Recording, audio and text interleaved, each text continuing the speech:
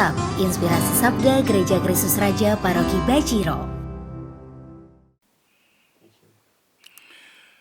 Ya, para Bapak Ibu, Saudara-saudari yang dicintai Tuhan dan yang mencintai Tuhan, salam jumpa, berkah dalam, salam sehat untuk kita semua.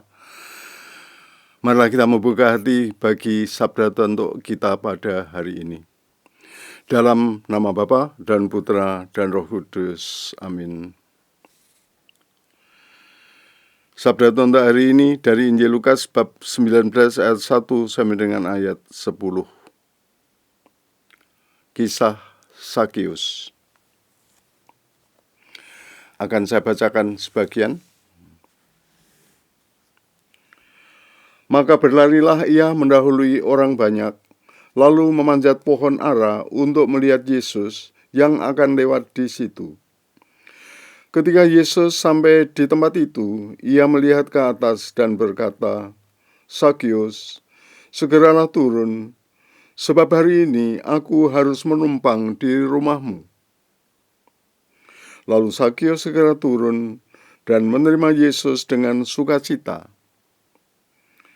Tetapi semua orang yang melihat hal itu bersungut-sungut, katanya, "Ia menumpang di rumah orang berdosa." Tetapi Sakius berdiri dan berkata kepada Tuhan, "Tuhan, setengah dari milikku akan kuberikan kepada orang miskin, dan sekiranya ada sesuatu yang kuperas dari seseorang, akan kukembalikan 4 kali lipat." Kata Yesus kepadanya, "Hari ini telah terjadi keselamatan kepada rumah ini, karena orang ini pun anak Abraham. Sebab Anak Manusia datang untuk mencari dan menyelamatkan yang hilang." Demikianlah sabda Tuhan. Sabda Tuhan terakhir dari periode ini, kalimat yang terakhir mengatakan, "Sebab Anak Manusia datang untuk mencari dan menyelamatkan yang hilang." Ya, kedatangan Yesus di tengah-tengah masyarakat pada waktu itu selalu ditandai dengan pendekatan Yesus kepada kelompok yang lemah, kepada orang-orang lepra, kepada orang-orang berdosa, dan seterusnya. Tuhan Yesus mengunjungi Matius, makan bersama di rumahnya, makan bersama orang-orang Farisi, dan seterusnya. Dan ketika Tuhan Yesus juga singgah di rumah Sakius, ada komentar.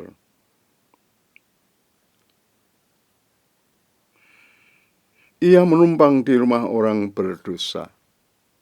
Seakan-akan orang berdosa itu harus dijauhi, ya.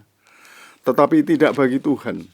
Seperti disabdakannya, Anak Manusia datang untuk mencari dan menyelamatkan yang hilang. Jadi Tuhan selalu mendekatkan diri kepada umat manusia. Dan ya, Tuhan selalu mencari yang hilang, mau menyelamatkan yang hilang. Mereka yang lemah, mereka yang berdosa, mereka yang sakit, mereka yang membutuhkan penyelamatan. Maka Tuhan selalu hadir di tengah-tengah kehidupan nyata. Bapak, Ibu, dan saudara sekalian yang dikasihi Tuhan, sering ada pemikiran bahwa karena Tuhan itu Maha Baik, Maha Suci, maka Tuhan hanya berkenan dan hanya menyayangi orang-orang yang baik-baik saja.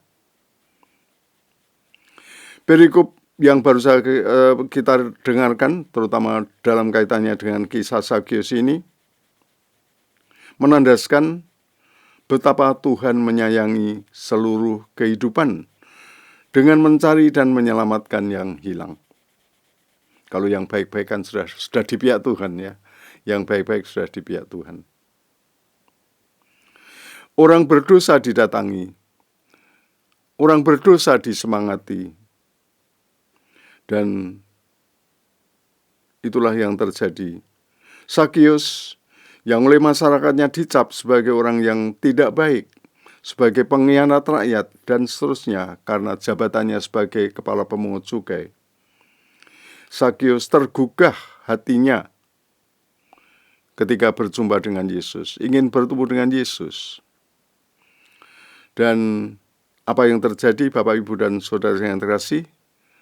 Perjumpaannya dengan Yesus, kepercayaan kepada Yesus ternyata mendatangkan suatu pembaharuan diri, suatu pertobatan di dalam diri Sakius. Seperti diungkapkan oleh Sakius sendiri,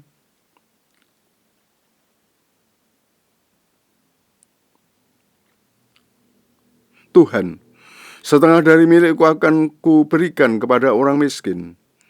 Dan sekiranya ada sesuatu yang kuperas dari seseorang, akan kukembalikan 4 kali lipat.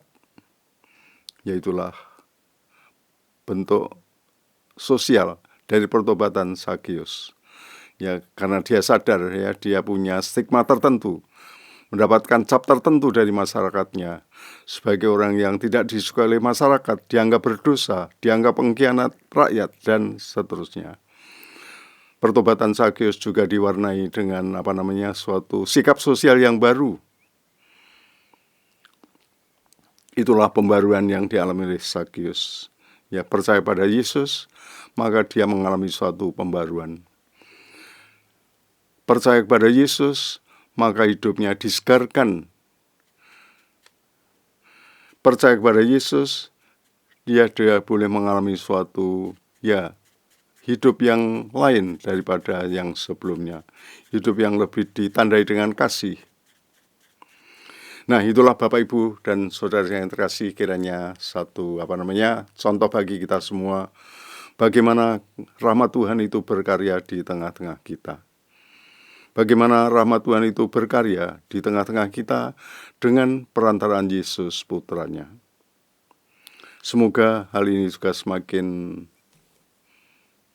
mendorong kita untuk sungguh membuka hati bagi Yesus di dalam kehidupan pribadi kita. Ya, supaya di dalam Kristus kita juga mengalami pembaharuan. Supaya di dalam Yesus kita juga mengalami pertobatan dan pembaharuan. Supaya di dalam Yesus kita menjadi orang yang lebih dipenuhi dengan kasih-Nya, dan akhirnya juga lebih ditandai dengan banyak karunia untuk melayani, banyak karunia untuk berbakti kepada sesama, banyak karunia untuk berbuat baik. Di dalam Yesus kita percaya kita akan mengalami pembaruan dan penyegaran. Amin. Tuhan bersamamu.